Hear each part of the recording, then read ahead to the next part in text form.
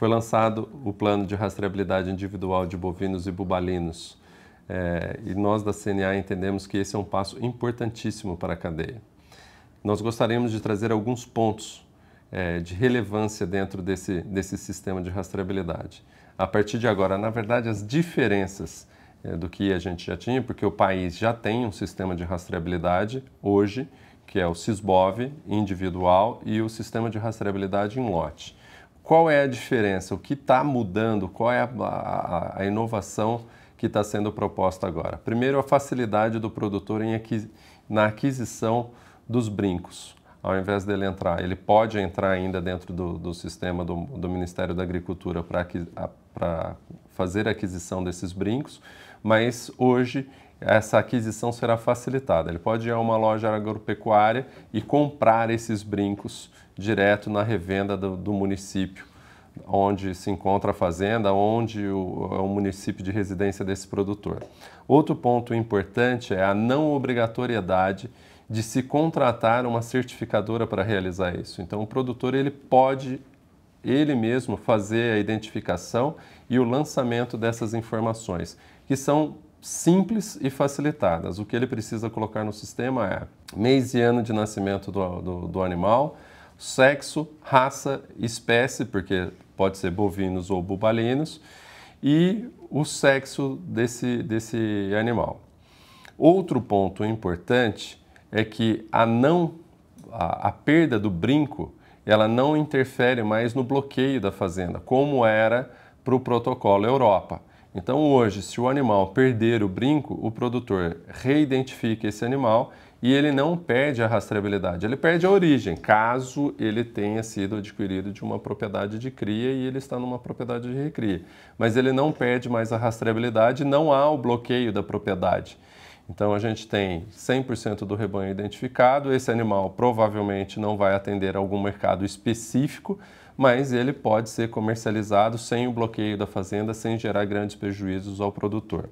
Com relação ao cronograma de execução do Plano Nacional de Rastreabilidade Individual, ele está segmentado em 4 etapas. A primeira etapa, ela diz respeito ao desenvolvimento do sistema e à integração desse sistema. Então, no primeiro ano, o Ministério vai desenvolver ou homologar esse sistema. O segundo ano é para que os estados façam a integração desses sistemas estaduais com o sistema do Ministério da Agricultura e, a partir daí, a gente passa a contar um período de transição. O primeiro período de transição ele é de 3 anos e, a partir desses 3 anos, passa a ser obrigatório a identificação das fêmeas dos animais que tenham que passar por um protocolo sanitário obrigatório, como é o caso da vacinação de brucelose. A partir daí, se conta mais 3 anos, que seria o segundo prazo de transição. Então, vencido esses 3 anos, passa a ser obrigatório a identificação de todos os animais na primeira movimentação.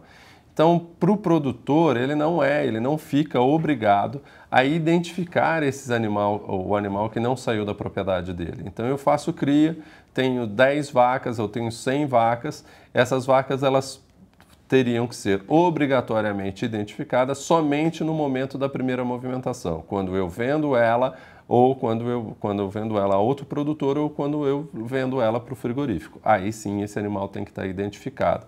Enquanto ele não sair da minha propriedade, eu não perco a rastreabilidade, a origem desse animal e por isso eu não preciso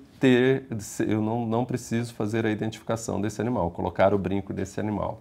Outro ponto de extrema importância é que a gente deixa de ter a obrigação do autoembargo. Então, em casos de suspeita de vaca louca, por exemplo, como a gente já viveu há alguns anos atrás, o país não precisa fazer o autoembargo da comercialização dos seus animais. Então, o que acontece eu vou fechar o comércio de um município ou de um estado específico onde ocorreu o caso e o restante do país continua comercializando de forma normal.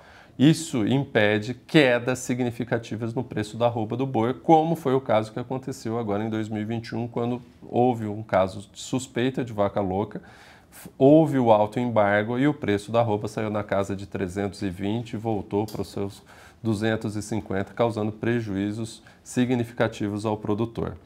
É importante que se diga também que a rastreabilidade, que está sendo discutida hoje, atualmente, ela tem um caráter sanitário. Então, nós estamos discutindo a questão sanitária do rebanho brasileiro. E isso traz ganhos significativos. Uma vez que eu tenho 100% do rebanho rastreado, o outro ponto de capitalizar o produtor é a utilização dos protocolos voluntários. Então, os protocolos pagam prêmios por qualidade, por informação desse animal, e isso tem como a base o sistema de rastreabilidade individual de bovinos e bubalinos.